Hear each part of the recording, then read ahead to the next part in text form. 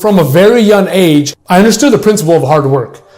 I understood that if I wanted something in my life, that I could go out and get it, that I had to go out and earn it. I had to go out and work for it.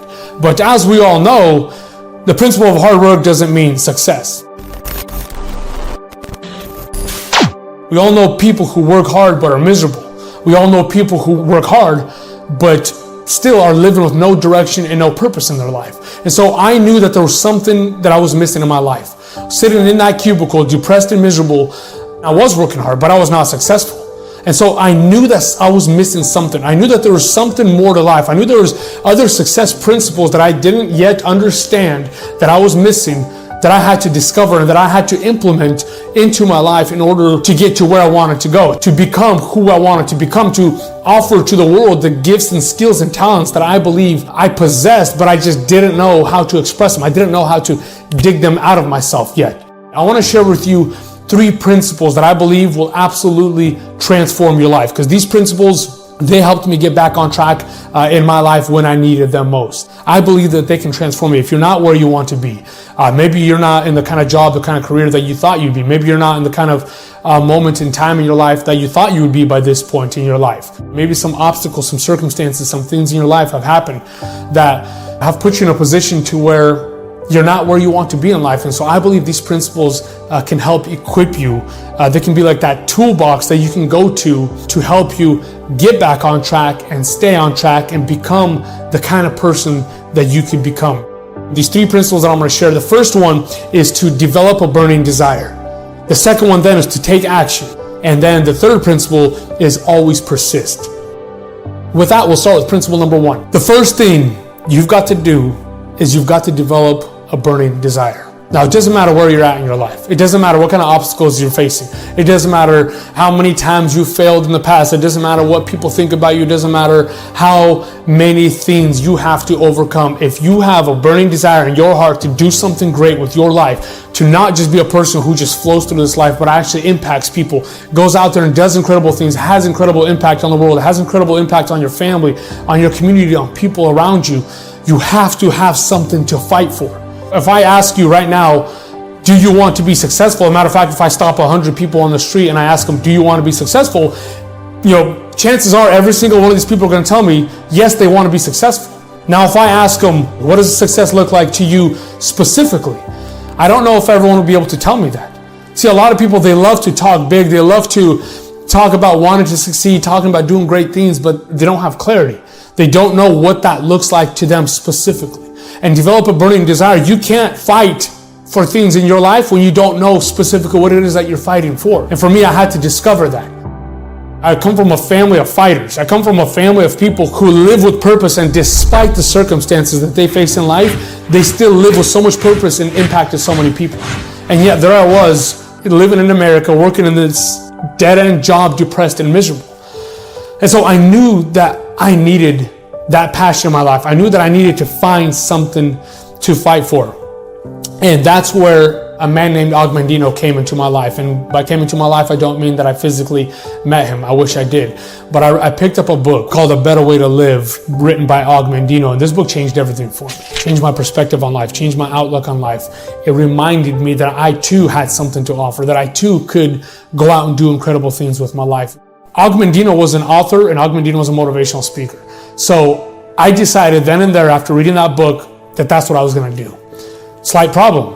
I was not an author, and I was by no means comfortable with speaking. So I was terrified of speaking. And this book started giving me ideas and perspectives and outlooks on my life. And so I wanted to do for other people what Augmendino did for me.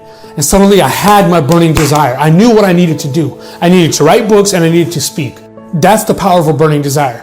You're not going to know sometimes how you're going to achieve your goal.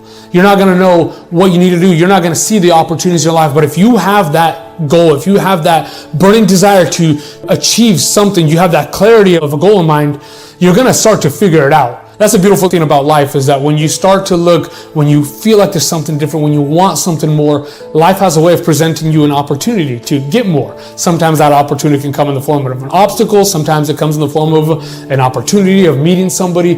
And for me, that came in the form of a book. Principle number 2. Now you've got to take action. Once you've developed a burning desire, you've got to do something with it, right? You've got to do something about it, and you got to take action. Maybe you've just been afraid.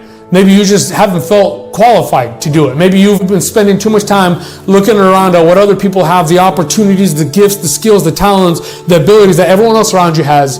And the more we compare, the more it feels like we have less, right? The more we see what everyone else has, the more it feels like we have less. But my friend, you've got to take action, because you cannot gain confidence in yourself. You cannot discover the skills, the gifts, the talents that you have inside of you if you haven't even started working on them.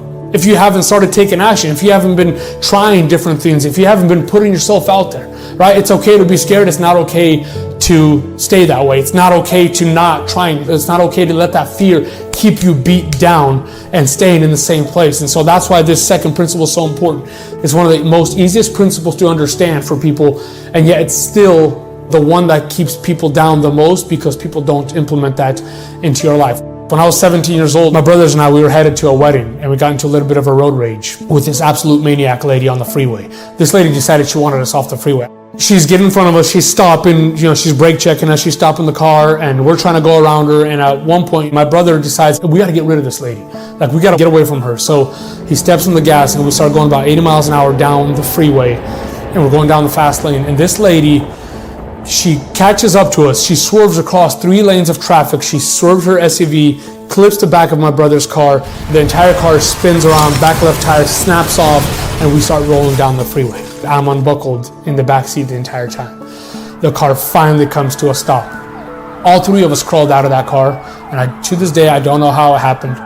It was a miracle. I don't know how it happened, but all 3 of us crawled out without a single scratch on us. I remember an ambulance lady pulls up. She takes one look at the car. She called us golden boys. She said, nobody should have came out of that car alive. That got me thinking about my life a little bit differently. When you're young, you think you're going to live forever. And it was at that moment that I realized that my life could have ended in an instant.